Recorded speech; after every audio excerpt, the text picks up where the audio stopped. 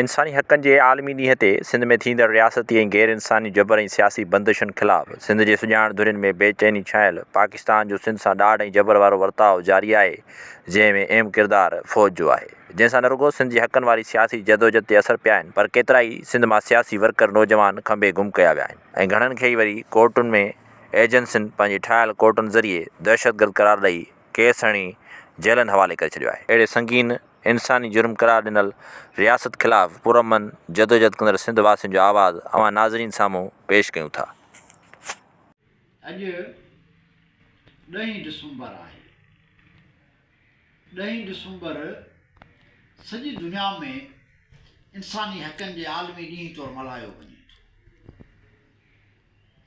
हूअं त इंसानी हक़ रोज़मर्रा जी ज़िंदगी जो मामिलो आहिनि, रोज़ानी जो मामिलो आहिनि ऐं इंसानी हक़ अहिड़ी शइ आहिनि जो हिकु घड़ी जे लाइ बि, हिकु पल जे लाइ बि, हिकिड़ी सात जे लाइ बि इंसानी हक़नि जो इनकार नथो करे सघिजे ऐं कंहिं बि माण्हू खे इंसानी हक़नि खां महरूम नथो करे सघिजे। इंसानी हक़ हिकिड़े माण्हू जी ज़िंदगी जो रोज़मर्रा जो, हर पल जो, हर पहर जो, हर सात जो मामिलो आहिनि, हर घड़ी जो मामिलो आहिनि ऐं उहे नाक़ाबिले तरदीद, नाक़ाबिले वापसी, नाक़ाबिले इनकार हक़ आहिनि। उहे हक़ कॾहिं बि खसे नथा सघजनि, कंहिं माण्हू खां फुरे नथा सघजनि। सॼी दुनिया इंसानी हक़नि खे तस्लीम थी करे, उनजे बावजूदि बदकिस्मती जी ॻाल्हि इहा आहे त दुनिया में अॼु बि अहिड़ा मुल्क आहिनि जिते इंसानी हक़नि जी सूरत-हाल जेका ॾाढी ख़राबु आहे। इंटरनेशनली जेका सूरत-हाल आहे, जेका आलमी सूरत-हाल आहे, उन में उत्तर कोरिया में इंसानी हक़नि जी सूरत-हाल ख़राबु आहे, सूडान में इंसानी हक़नि जी सूरत-हाल ख़राबु आहे, चीन में इंसानी हक़नि जी सूरत-हाल ख़राबु आहे, अफ़गानिस्तान जे अंदरि इंसानी हक़नि जी सूरत-हाल ख़राबु आहे, यमन में, बर्मा, म्यांमार या वरी ॿिया काफ़ी मुल्क जिते इंसानी हक़नि जी सूरत-हाल ॾाढी ख़राबु आहे। ख़ुदि गज़ा जे अंदरि इंसानी हक़नि जी सूरत-हाल ॾाढी ख़राबु आहे। हीअं दुनिया में काफ़ी सारा अहिड़ा इलाइक़ा आहिनि जिन में इंसानी हक़नि जी सूरत-हाल ख़राबु आहे, पर जेका सूरत-हाल असां ते तमामु ख़तरनाक अंदाज़ सां असरअंदाज़ थी थिए, निहायत भयानक अंदाज़ में असरअंदाज़ थी थिए, उहा पाकिस्तान में इंसानी हक़नि जी ख़राबु सूरत-हाल आहे। ऐं पाकिस्तान में बि वरी सिंध जे अंदरि ऐं बलूचिस्तान जे अंदरि इंसानी हक़नि जी सूरत-हाल इंतिहाई अबतरीन जे वर चढ़ियल आहे। सिंध में सूरत-हाल एॾी ख़राबु आहे जो असांजे हिकिड़े ॾाहे या हिकिड़े दानिश्वर चयो त पाकिस्तान में इंसानी हक़नि जी ॻाल्हि करणु कब्रिस्तान में बांग ॾियण जे बराबरि आहे। माना हिते इंसानी हक़नि जी ॻाल्हि त कजे थी, पर ॿुधण वारो को बि न आहे, अमल करण वारो को बि न आहे, इंसानी हक़नि खे बचाइण वारो को बि न आहे। इंसानी हक़नि ते अमल कराइण में जेका बुनियादी शइ आहे उहा हुकूमत आहे, पर हिते सूरत-हाल जेका आहे उहा कुझु हीअं बि आहे त हुकूमत या वरी उहे इदारा जिन इदारनि खे इंसानी हक़नि जी सूरत-हाल खे बचाइण जे लाइ कोशिशूं करणु खपनि, उहे बेवस आहिनि ऐं इंसानी हक़नि खे बचाइण जे बजाय इंसानी हक़नि जे भञकड़ियुनि में शुमार था थियनि। त इन ख़राबु इंसानी हक़नि वारी सूरत-हाल में आमतौर ते त उहे समूरा माण्हू जेके माण्हू अवाम शुमार था थियनि उनखे लोड़णो थो पए, उहे समूरियूं क़ौमूं जेके महकूम क़ौमूं आहिनि उन्हनि खे लोड़णो थो पए, पर उहे माण्हू जेके माण्हू बाशऊर आहिनि, जेके माण्हू ॾाहब सां सरशार आहिनि, जेके माण्हू क़ौमी हक़नि जी ॻाल्हि था कनि, इंसानी हक़नि जी ॻाल्हि था कनि, जेके माण्हू सियासी हक़नि जी ॻाल्हि था कनि, जेके माण्हू पंहिंजी आज़ादाना सियासी राय था रखनि, या वरी उहे माण्हू जेके माण्हू इख़्तिलाफ़ राय जे हक़ खे मञता ॾींदड़ आहिनि, सियासी इज़हार राय जे हक़ खे मञता ॾींदड़ आहिनि, या उहे माण्हू जेके माण्हू हुकूमती कारकर्दगी, इदारनि जी कारकर्दगी, रियासत जी कारकर्दगी जा नाक़द आहिनि, या जेके माण्हू पंहिंजे वसीतर अवाम जी ख़ुशहाली, आज़ादी ऐं उन्हनि जे मुस्तक़बिल जी नई तमीर जी ॻाल्हि था कनि, उहे सभ खां वधीक मुतासिर था थियनि, उहे सभ खां वधीक भोॻीनि था। हिते इंसानी हक़नि जो हिकिड़ो अहम पासो मिसिंग पर्सन जो मामिलो आहे, इन्फोर्स्ड मिसिंग पर्सन जो मामिलो आहे, इन्फोर्स्ड डिसअपियरेंस जो मामिलो आहे, जबरी तौरु गुम कयल माण्हुनि जो मामिलो। उहे माण्हू जेके आहिनि से तमामु वॾी भोगना, पीड़ा, तकलीफ़ ऐं अज़ियत जो शिकार, न दाद न फ़रियाद न का ॿुधणी। जीअं कंहिं शाइर चयो, शौक़ शदीद दर्द जदीद, न कोई वकील न कोई दलील है, दर्दां दी मारी दिलड़ी अलील है। सो उहे माण्हू जेके माण्हू चङाइनि जी, इनकलाब जी, तब्दीलियुनि जी, ख़ुशहालियुनि जी, पंहिंजे अवाम जे ज़िंदगियुनि में मुसरतनि जा गुल खिराइण जी ॻाल्हि था कनि, उहे माण्हू जेके आहिनि से ॾाढी तकलीफ़ मां था गुज़रनि। ऐं इंसानी हक़नि जी सूरताल ॾाढी ख़राबु आहे। ॿियो चयो, जेकॾहिं कल्चरल रैली निकिरे थी, सकाफ़ती रैली निकिरे थी, उन खे रोकण जे लाइ तशदुद जो इस्तेमालु कयो थो वञे, इहो अमल बि सियासी ऐं इंसानी हक़नि जी भंकड़ी आहे। कराची जे अंदरि, सिंध जी राजधानी जे अंदरि, जेकॾहिं सिंधी क़ौम जा फ़र्द पंहिंजे सकाफ़ती ॾींहं जे मौक़े ते, पंहिंजे क़ौमी ईद जे मौक़े ते, क़ौमी ॾींहं जे मौक़े ते, सकाफ़ती ॾिण जे मौक़े ते जेकॾहिं ख़ुशी ऐं मुसरत जो इज़हार न करे सघनि, बाक़ी छा थो बचे। हिते निहायत ख़राबु थियल इंसानी हक़नि जी सूरताल उनखे अञा वधीक ख़राबु कयो थो वञे। असीं चवंदा त इंसानी हक़नि जो एतिराम करियो, क़ौमुनि जे सियासी हक़नि जो एतिराम करियो, इज़हार राय जी आज़ादी जेका आहे न फुरियो। आइन जे नाले में, आइनी तरमीमनि जे नाले में, कानून जे नाले में, मज़बूत मर्कज़ जे नाले में, कंहिं बि नाले में इंसानी हक़नि जी भंकड़ी क़ाबिले क़बूल न आहे,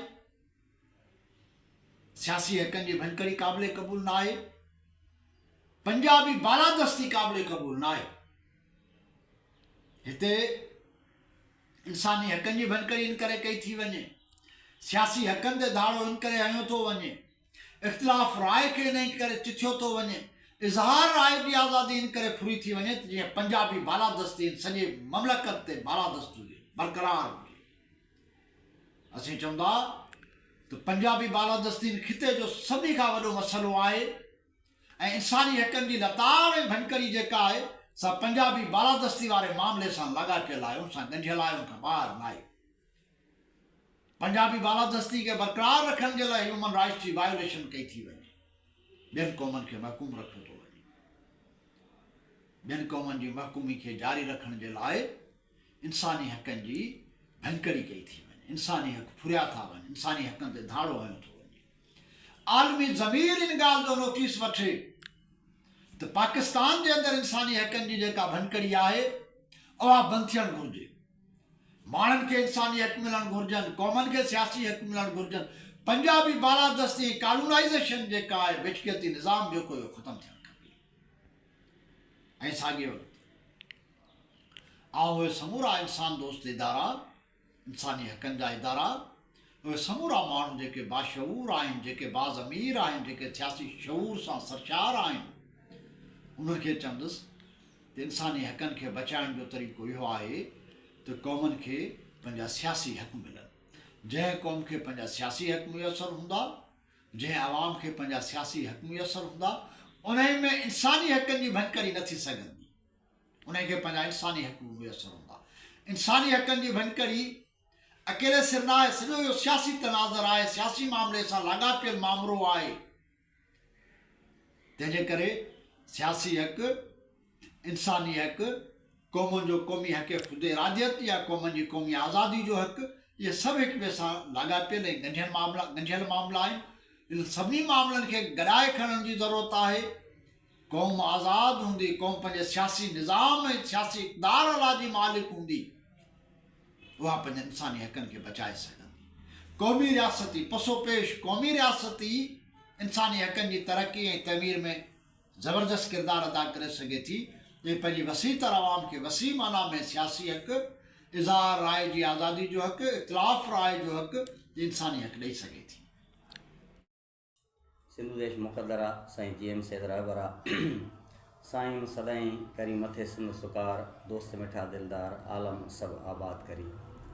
अॼु सॼी दुनिया में इंसानी हक़नि जो आलमी ॾींहुं मल्हायो पियो वञे, पर अफ़सोस सां चवणो थो पए त 1947 खां वठी जीअं असां हिन मुल्क पाकिस्तान में शामिलु थिया आहियूं, असां जॾहिं हिन मुल्क में शामिलु थिया हुआसीं त असां सां इहो मुआइदो कयो वियो हुयो, असां रज़ाकाराना तौर ते असांजा वॾा हिन मुल्क में शामिलु थिया त वफ़ाक़ वटि सिर्फ़ु दिफ़ा, ख़ारजा पॉलिसी ऐं करंसी हूंदो, बाक़ी सभु जो सभु इख़्तियार रियासतुनि वटि हूंदा, सूबा न पर रियासतुनि वटि हूंदा।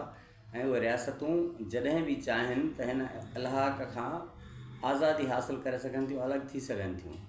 उन्हनि जी तालीम, उन्हनि जा वसीला, उन्हनि जी हर शइ जेका हूंदी उहा उन रियासतुनि ऐं सूबनि जे हवाले हूंदी। ऐं उन्हनि जी जेके सूबनि में जेके फोर्सिस हूंदियूं, पुलिस या ॿियूं जेके, उहे बि उन्हनि जी पंहिंजी मर्ज़ी सां हूंदियूं।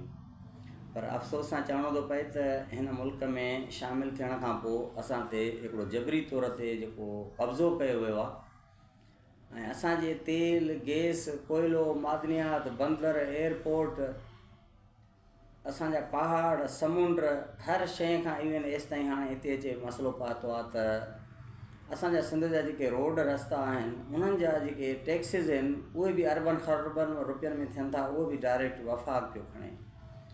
असांजी तालीम जो ईअं खणी चइजे त हथु वठी ॿेड़ो ॿोड़ियो वियो आहे। एॾियूं ॻरियूं फीसूं लॻायूं थियूं वञनि, हर साल फीसूं वधनि थियूं। यूनिवर्सिटियुनि में तालीम वारो सुठो माहौल न आहे ऐं जेके माण्हू वरी उन पंहिंजे वतन जी आज़ादी, पंहिंजे वतन जी ख़ुशहाली, पंहिंजे बचनि जे बहितर मुस्तक़बिल जे लाइ जदोजहद कनि था। इंसानी हक़नि जी ॻाल्हि करणु त हिते ईअं आहे त कंहिं ॾाहे जो चवणु आहे त पाकिस्तान में इंसानी हक़नि जी ॻाल्हि करणु ईअं आहे त जीअं क़ब्रिस्तान में बांग ॾियण जे बराबरि आहे। इंसानी हक़नि जी हिते इहा सूरत हाल आहे त GSN जा कारकुन 8-8, 10-10 सालनि खां जबरी तौर लापता थियल आहिनि, जिन जी इहा बि ख़बर न आहे त उहे ज़िंदा आहिनि या शहीद थी चुका आहिनि। उन्हनि जूं माऊं, उन्हनि जूं भेनरूं, उन्हनि जूं वनियूं, उन्हनि जा बचा ऐं रोईंदा रहनि था, पर उन्हनि खे केरु इहो ॿुधाइण जे लाइ तयारु न आहे। असांजे ईअं खणी चइजे त साईं अयूब कांदड़ो हुजे, सुहेल रज़ा भट्टी हुजे, एजाज़ गाहो हुजे, इंसाफ़ दायो हुजे, फ़तेह मोहम्मद खोसो हुजे, सर्वेच नुहाणी जेको हिन जामशोरे ज़िले जो आहे। उनखां अलावा 7 डिसंबर जे ॾींहुं, कल्ह 3 ॾींहुं, हटड़ी बाईपास सां लॻ ओरियां हिकिड़ो शाहरुख सोलंकी नाले नौजवान ॿाहिरि होटल ते वेठो पंहिंजे दोस्तनि सां गॾु, त कुझु वीगो गाॾियुनि में ऐं हिकिड़ी एक्सलाए गाॾी में कुझु माण्हू अचे लथा ऐं उन्हनि खे मथां पिस्टल रखे उन नौजवान खे खणी आया आहिनि, जंहिंखे अॼु 4 ॾींहुं आहे, उनजी का ख़बर कान्हे। ऐं हुनजे वारसनि खे इहे आसरा था ॾियनि त तव्हां मीडिया ते न अचो, सोशल मीडिया ते न अचो, तव्हांखे तव्हांजो नौजवान वापसि कंदासीं। त हाणे इंसानी हक़नि सॼी दुनिया में तव्हां ॾिसो त सुधरियल मुल्कनि में इंसान त छा, पर जेकॾहिं को जानवर, असां त पखी बि ॾिठा आहिनि, जेकॾहिं उहे कंहिं तार में या थंभे में फासी था पवनि त उन्हनि जे लाइ बि कहिड़ियूं अची थियूं वञनि, उन्हनि खे छॾाए ऐं आज़ादु कनि था। जेकॾहिं झंगल में को हरण, को शींहुं, को जानवर बीमार थिए थो त उनजो बि इलाजु थिए थो, उनखे बि जेको आहे सो इलाजु करे ऐं उनखे पंहिंजे बचनि सां जेको आहे सो छॾियो थो वञे। पर अफ़सोस सां चवणो थो पए त हिते 8-8, 10-10 सालनि खां असांजा नौजवान गुम आहिनि। उन्हनि जा वारस, उन्हनि जूं माइरूं, उन्हनि जूं वनियूं रोईंदियूं थियूं वतन ऐं उन्हनि जी हालत ॾिसण जहिड़ी आहे त उहे माना इबरत जो निशान बणिजी चुकियूं आहिनि, पर हीअ रियासत उन्हनि खे किथे बि ज़ाहिर करण जे लाइ तयारु न आहे। अफ़सोस सां चवणो थो पए त हिते हिननि जूं ATC कोर्टूं बि पंहिंजूं, ॿियूं मुख़्तलिफ़ supreme court, high court, civil कोर्टूं ऐं उन्हनि में वेहारियल जज बि हिननि जा पंहिंजा। अॼुकल्ह त जज हिन लांग बूटनि वारनि जे इशारे खां सवाइ को फ़ैसिलो बि ॾियण जे लाइ तयारु न आहिनि, पर उन जे बावजूदि बि हिननि खे, उन्हनि पंहिंजे जजनि ते बि भरोसो न आहे। हे नौजवाननि खे खणी जबरी तौर खंभे गुम कनि था ऐं उन्हनि ते टार्चर कनि था ऐं उन्हनि खे क़िस्म क़िस्म अज़ियतूं ॾेई ऐं उन्हनि खे जेको आहे सो घणो तणो इहो थिए थो त उन्हनि खे चवंदा त बाबा GSN खे छॾियो, घणो तणो उन्हनि ते जेको टार्चर थिए थो। ऐं असां सम्झूं था त सिंध में को एॾो जेको आहे को बम धमाका कोन पिया थियनि, न को ट्रेनूं किरियूं, न को साईं खे चवां ॿियो एॾा के मसइला थिया आहिनि। असांजी इहा पुरअमन जदोजहद जेका असां पंहिंजे वतन जी आज़ादी ऐं ख़ुशहाली जे लाइ कयूं पिया, ऐं रियासत हथु वठी जेको आहे सो उन माहौल खे ख़राबु करे पई। असां सम्झूं था त 7 डिसंबर ते जेको कराची में वाक़ियो थियो आहे, आउं सिंधी क़ौम जे अॻियां इहो सुवालु रखणु चाहियां थो त तव्हां ॾिठो हूंदो त 10-12 सालनि खां आफ़ाक़ अहमद जेको मरी चुको हो, जंहिंजो को नालो निशानी कोन हो, अलाए कहिड़े ॿिरनि में पियो हो छो, उनखे वरी मथे ते हथु रखे मैदान ते आंदो वियो आहे। ऐं कामरान टिसोरी जेको हिननि जो वफ़ाक़ जो नुमाइंदो आहे, गवर्नर आहे, उहो वेही हिननि सां गॾु प्रेस कॉन्फ्रेंस थो करे त असांखे अलॻि सूबो खपे। ऐं हिन कल्चरल डे जे प्रोग्राम खां पहिरियां ई फारूक सत्तार, आफ़ाक़ अहमद इन क़िस्म जा बयान पिया ॾियनि त जेकॾहिं हिन शहर में पाकिस्तान मुखालिफ़ नारा लॻा त असां हीअं कंदासीं, असां हीअं कंदासीं। असां सम्झूं था त इहा सिधी सी पंजाब साम्राज्य जी साज़िश आहे। इन खां पहिरियां बि सिंध में जेके लसानी फ़सादात थिया आहिनि, कुझु ॾींहं पहिरियां मूं इल्ताफ़ हुसैन जी हिकिड़ी वीडियो बि शेयर कई, जंहिंमें इल्ताफ़ हुसैन चवे पियो त जेको उन लसानी फ़सादात जे पोयां जेको आहे सो हिन मुल्क जे रियासती इदारनि जो हथु हो। ऐं फिराणे ब्रिगेडियर असांखे जनाहपुर जो नक्शो आणे ॾिनो हो त असां उन्हनि ॾींहंनि में ई चयो पिए त हे पंजाब साम्राज्य जी साज़िश आहे, ऐं पंजाब साम्राज्य इहे असांजे ख़िलाफ़ु हिते जेको आहे सो धारी आबादकारी कराए कॾहिं जेको आहे सो जॾहिं 1947 में मुहाजिर उतां आया पे त उन टाइम बि पंजाब एतिरो सियाणो हुयो, उहे एतिरा शातिर हुया जो जेकॾहिं हुनखे मुसलमानियत जो एतिरो ई दर्द हुजे त हिननि खे उते रहनि हा न। पर हिननि खे चयो त बाबा पाकिस्तान आगे है, ऐं असांजी नेक नियती ऐं सचाई असांजे वॾनि ऐं बुज़ुर्गनि जी इहा हुई त असां हिननि खे स्टेशनुनि ते मानियूं पचराए पे खारायूं, पंहिंजे घरनि में पे रहायो, पंहिंजे भाइरनि वांगुरु पे रखियो। पर अफ़सोस सां चवणो थो पए त अॼु उन्हनि माण्हुनि जी दावा इहा आहे, आफ़ाक़ अहमद थो चए त पाकिस्तान हम वहाँ से साथ लेकर आए थे, पाकिस्तान हमने बनाया था। त इहो हिकिड़ो माना लाशऊरी लफ़्ज़ आहे त पाकिस्तान हिननि ठाहियो। पाकिस्तान जी करारदाद सॼी जेको आहे सो एशिया खे ख़बर आहे, सॼे पाकिस्तान खे ख़बर आहे त सिंध असेंबली मां पेश थी ऐं साईं GM सैद पेश कई त तव्हां त उतां ॻंढड़ियूं खणी, कपिड़ा खणी, जेको माण्हू पंहिंजो मुल्क छॾींदो आहे, वतन छॾींदो आहे, उतां भॼंदो आहे, जॾहिं हुनखे सिर जो ख़ौफ़ लॻंदो आहे त छा आहे उतां हंध बिस्तरा खटूं अलमारियूं ऐं जॻहूं ठहियल खणी आया पाण सां गॾु। ज़ाहिर ॻाल्हि आहे त उतां सिर बचाए निकिता, पर उहे एॾा अहसान फ़रामोश माण्हू आहिनि जो हुननि जी जॾहिं ॿोली ॿुधूं था त तकलीफ़ थी थिए ऐं चवनि था त सिंधी कराची न अचनि। बाबा इहा तव्हांजी भुल आहे। ऐं पहिरियां बि तव्हां इहे जेको आहे रियासत जे चवण ते टाउटगिरी करे तव्हां इहे जेके फ़सादात कराया, उन में बि तव्हां ॾिठो त तव्हांखे छा मिलियो, असांखे छा मिलियो। असां बार बार इहो चऊं था त सिंध में जेको बि माण्हू हिन वतन खे, हिन सिंध खे पंहिंजी माउ सम्झे थो, पाण खे सिंधी सम्झे थो ऐं असां सां गॾु रहणु चाहे थो, साईं GM सैद जा बि इहे लफ़्ज़ आहिनि त असां हुनखे पंहिंजो भाउ तस्लीम कयूं था। पर जेको माण्हू सिंध जी विरासत चाहींदो, जेको माण्हू सिंध जे ख़िलाफ़ु साज़िशूं कंदो, भली उहो सिंधी छो कोन हुजे, पर असां हुनखे कंहिं बि सूरत में बर्दाश्त न कंदासीं। ऐं हाणे उहो दौरु न आहे जो तव्हां वेही ट्रपा ॾींदव ॾेॾर वांगुरु ऐं असां सिंधी क़ौम तव्हांखे बर्दाश्त कंदी। हाणे सिंध जो नौजवान जेको आहे उन जूं अखियूं ॿियूं आहिनि। भली सभई पंहिंजा ज़ोर आज़माए ॾिसो, पर घटि में घटि सिंधी क़ौम कंहिं बि सूरत में सिंध जो विरहाङो क़बूल न कंदी। ऐं इंसानी हक़नि जी सूरत हाल हिते इहा आहे त जॾहिं नौजवान सिंधी माण्हू कल्चरल डे जी रैली कढी था वञनि त उन्हनि खां असां पुछणु चाहियूं था त उहे अॼु 15 साल 16 थिया आहिनि, हे असां कल्चरल डे हर डिसंबर महीने में मल्हायूं पिया, त उन्हनि खे अॻियां कंटेनर लॻाए रोकण जी कहिड़ी ज़रूरत हुई। माना हिकिड़ो पाण उन शइ जो जवाज़ पैदा करण ते टैंकर हटाईंदा, असां हिननि सां झेड़ो कंदासीं। इन जो मिसाल इहो आहे, ऐं सिंधी क़ौम खे इहो मिसाल ॾींदुसि त असां जॾहिं 28 फेबरवरी ते सखर खां लॉन्ग मार्च शुरू कयो, 23 फेबरवरी ते असां जॾहिं कराची पहुतासीं त उते असांखे बि इन ई जाइ ते रोकियो वियो त बाबा रोकियो वियो ऐं अॻियां रेंजर्स बीठी, असांजे मथां फायरिंग कयूं, शेल हयूं। ऐं कुझु दोस्त वठी जॾहिं उन्हनि वटि पहुतुसि ॻाल्हियुनि जे लाइ त हुननि चयो त तव्हां बदमाशी था कयो, तव्हां झेड़ो था कयो। त मूं हुननि खे चयो त असां 600 किलोमीटर पंधु करे आया आहियूं, असां कंहिंखे चमाट बि न हई आहे, ऐं तव्हां जेकॾहिं हे टैंकर हटायो ऐं इहे असांखे रस्तो ॾियो त असां हलिया वेंदासीं। झेड़ो त आहे ई कोन, झेड़ो त तव्हां था कयो, तव्हां था झेड़े जो जवाज़ पैदा कयो। त हुननि चयो न, हेॾां रेड ज़ोन आहे, तव्हां हेॾां वञो। त मूं हुननि खे चयो त बाबा प्रेस क्लब अॻियां आहे, रस्तो इहो ई आहे, या त उहो प्रेस क्लब खे हितां ॿाहिरि कढो, जेकॾहिं तव्हांखे कल्चरल डे वारे ॾींहुं तकलीफ़ थी थिए त पोइ कराची जो जेको प्रेस क्लब आहे इन खे ॿाहिरि कढो। जेकॾहिं प्रेस क्लब जो हिते आहे, रस्तो इहो आहे त पोइ नौजवान हितां वेंदा न, पोइ जेकॾहिं तव्हां उन्हनि खे कंटेनर लॻाए रोकींदव, उन्हनि ते शेलिंग कंदव, उन्हनि खे लठियूं हणंदव, पोइ रिएक्शन में त इहो ई थींदो। ज़ाहिरी ॻाल्हि आहे, तंग आमद ब जंग आमद। पोइ त नौजवाननि इहो रिएक्शन कयो, जेके गाॾियूं भॻियूं, कुझु छा कयो, वरी पोइ कुझु रियासती दलाल ऐं पघारदार वरी उहो वीडियो रखे ऐं ॿुधाइनि पिया त सिंधी नौजवान जेको आहे सो भञराऊं पिया कनि, सिंधी नौजवान हीअं पिया कनि, सिंधी नौजवान हीअं पिया कनि। बाबा 15 सालनि खां इहे रस्ता खुलियल आहे, नौजवान ईंदा वेंदा हुआ, कल्चरल डे मल्हाए पियो हो, कंहिंजी गाॾी खे भितर बि कोन लॻंदो हो। ॿी ॻाल्हि इहा त अफ़सोस सां चवणो थो पए त कराची प्रेस क्लब ते जेके लीडर हमेशह हज़ारनि जी तादाद में वॾा वॾा जुलूस वठी वेंदा, हिन दफ़े उन लीडरनि मां कंहिं बि कराची प्रेस क्लब जो रुख कोन कयो। या त उन्हनि खे को इशारो हुयो त महिरबानी करे हेॾे न अचिजो, या त पोइ हुननि खे अलाए को कुदरती अलाम थियो जो उन पासे न विया ऐं नौजवान उन पासे विया ऐं उते उहो फ़साद थियो।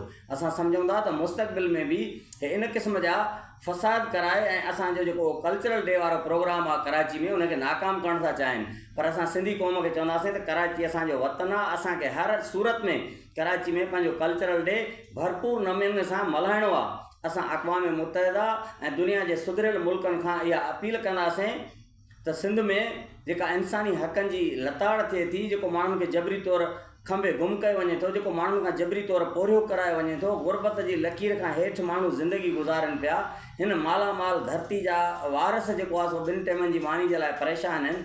असां सुधरियल मुल्कनि ऐं दुनिया खां अक़वाम मुतहिदा खां इहा अपील कंदासीं त तव्हां असांजो साथ ॾियो त असां जीअं पंहिंजो वतन आज़ादु कराए सघूं ऐं पंहिंजे वतन ऐं पंहिंजे बचड़नि जे बहितर मुस्तक़बिल जे लाइ जेका असां जदोजहद कयूं पिया, तव्हां असांजो साथ ॾियो। तव्हां सभिनी दोस्तनि जी महिरबानी। मुंहिंजो नालो मोहिब आज़ाद ऐं सिंधियन नेशनल कांग्रेस जो मरकज़ी चीफ ऑर्गेनाइज़र आहियां। मां पेशे सां वकील आहियां, 10 सालनि खां वकालत करियां पियो हैदराबाद में।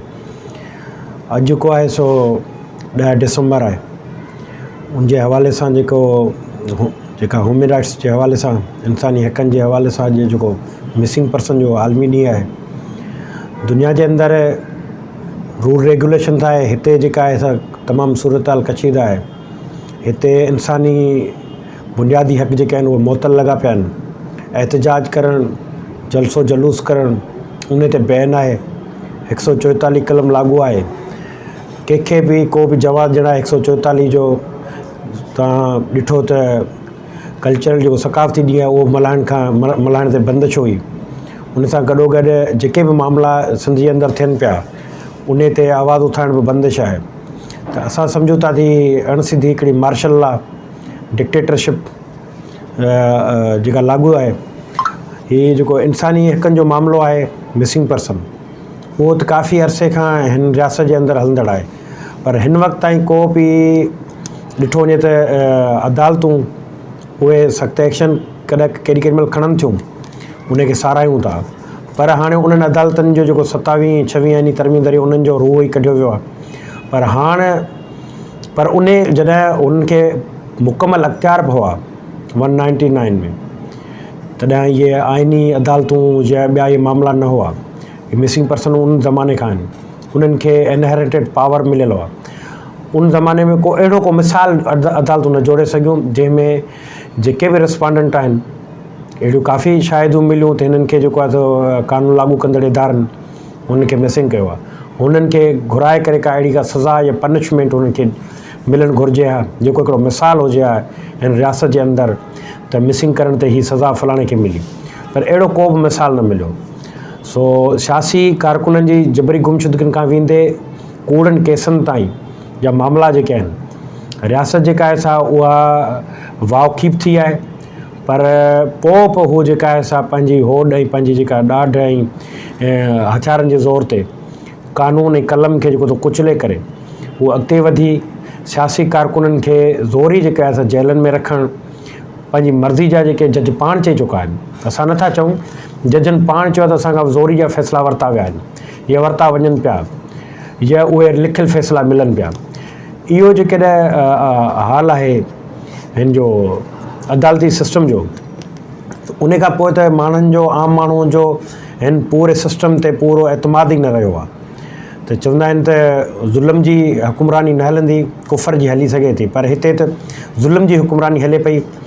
सो इहा ॾिसूं था त केतिरो वक़्तु हले थी।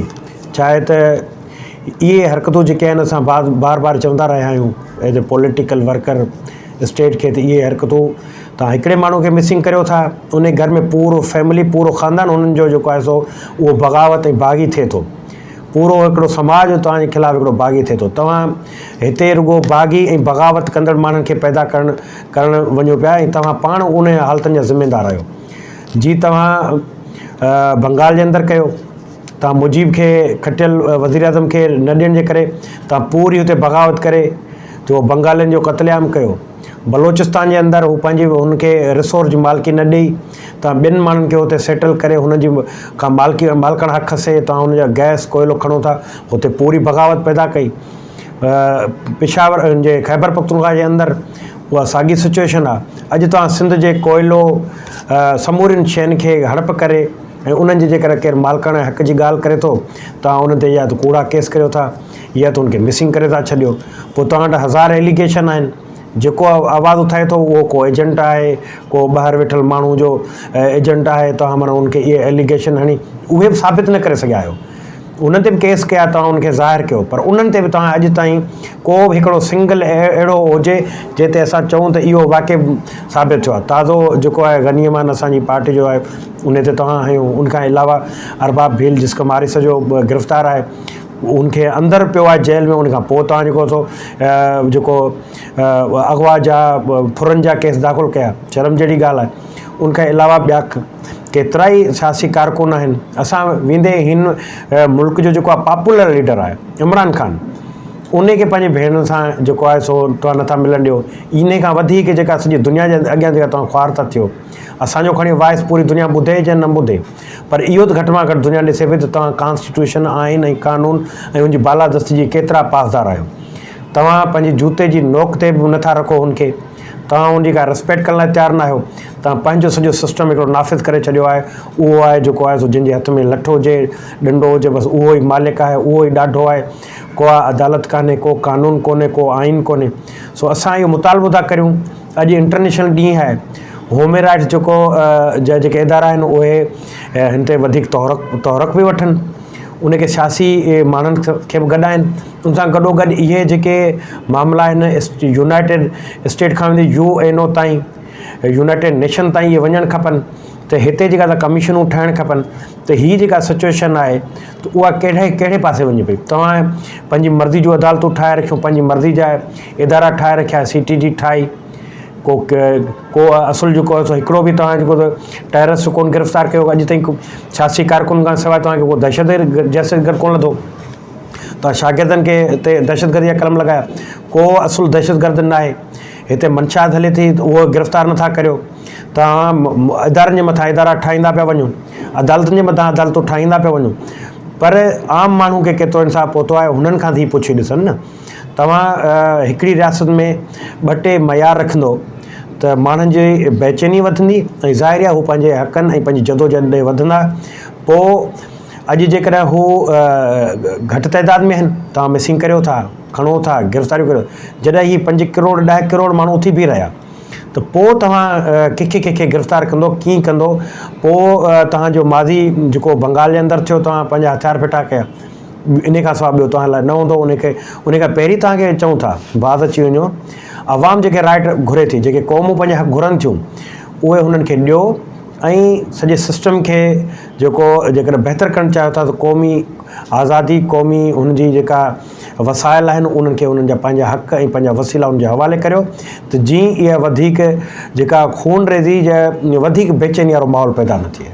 इहा त अॼु इंसानी हक़नि जो आलमी ॾींहुं आहे। बदकिस्मतीअ सां सॼे पाकिस्तान में ऐं ख़ासि तौर ते सिंध ऐं बलूचिस्तान जेको आहे इंसानी हक़नि जे हवाले सां सभिनी खां वधीक मुतासिर जेके आहिनि से इलाइक़ा आहिनि। हिते जबरी तौर ते गुम करणु जेका आहे सा उन्हनि खे तशदुद करे उन्हनि जा लाश उछलणु, उन्हनि जी जेका आहे सा खे उन्हनि जा घर वारनि खे इहो न ॿुधाइणु। हाणे बलूचिस्तान में त इहा सूरत हाल आहे जो हू मायूं जेको आहे इहे चवनि थियूं त बाबा इहो त ॿुधायो जे मरी बि वियो आहे त ॿुधायो असांखे त घटि में घटि असीं जेके हुनजो जी माना घरवारी आहे सा चए थी त भई ऐं जेका असां जेकॾहिं मरी वियो मुंहिंजो मुड़ुसु त मूंखे घटि में घटि इहा ख़बर त पवे त हीउ मरी वियो आहे त पोइ ॿी शादी करियां या ॿियो पंहिंजो जेको आहे पाण खे जेका आहे सा उहो त बेवहत सम्झां उहो बि कोन्हे त इहा सूरत हाल जेका आहे सा बलूचिस्तान में आहे जिथे हज़ारे माण्हू जेके आहिनि से उहे खंभे गुम कया विया आहिनि त उन्हनि खे मारिनि था।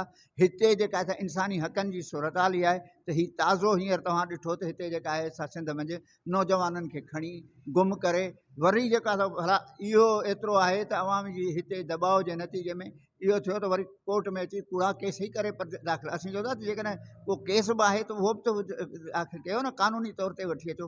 बाक़ी माण्हुनि खे जेको खंभे गुम था करियो उन्हनि खे जेका आहे सा गाइब करे था छॾियो उहे वरी मारे उन्हनि खे जेका आहे तशदुद करे उन्हनि जा लाश उछलायो था इहो तमामु घणो ख़राबु इहो हिकिड़ो इंसानी हक़नि जो मसइलो आहे। हिकिड़ो ॿियो आहे त ख़ुदि जेका आहे सा जॾहिं तव्हांखे पंहिंजी जेका आहे सा सियासी मौक़ुफ़ ॿुधाइण ते बि जेका त निशानो बनायो वञे तव्हांखे जेका आहे सा हींअर टियों ॾींहुं जेका आहे सा ॾींहुं हुयो जेका आहे सा कल्चर जो ॾींहुं उन ते कराचीअ में या कुझु ॿियनि जॻहियुनि ते उते जेका आहे सा उन जेका आहे सा रैलीअ ते उन्हीअ ते जेको हमिलो थियो उन्हीअ में माण्हुनि ते जेका आहे हमिलो करे उन्हनि खे गिरफ़्तार कयूं उन्हनि खे ज़ख़्मी कयूं। हाणे इहा इंसानी हक़नि जी ख़िलाफ़ वर्ज़ी आहे इहो असांजो बुनियादी ऐं इंसानी हक़ आहे जेका आहे जुलूस कढणु जेका आहे या पंहिंजो सेलिब्रेट करणु हीअ त जुलूस कोन्हे हीअ सेलिब्रेट था करियूं हीअ ईद वांगुरु आहे सिंध जो ॾिहाड़ो ईद जहिड़ो ॾिहाड़ो जेको आहे उन्हीअ ते उन्हनि खे जेको आहे निशानो बनाइणु उहो या उन खां सवाइ